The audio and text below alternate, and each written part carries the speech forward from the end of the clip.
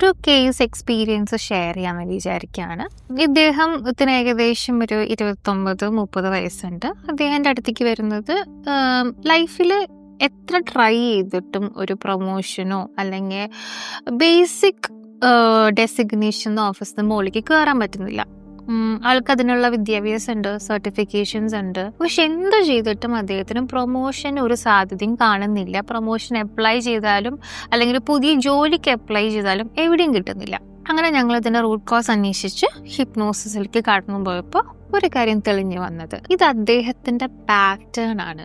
അതായത് ഫാദറും grand ഫാദറും അവരാറ് work ചെയ്തിരുന്ന ഇൻസ്റ്റിറ്റ്യൂഷനിലെ ഒരു ബേസിക് ഡെസിഗ്നേഷനിലായിരുന്നു വർക്ക് ചെയ്തിരുന്നത്. അതുകൊണ്ട് തന്നെ അവർക്ക് അതിന് മുകളിലേക്ക് കയറാനും പറ്റുന്നില്ല.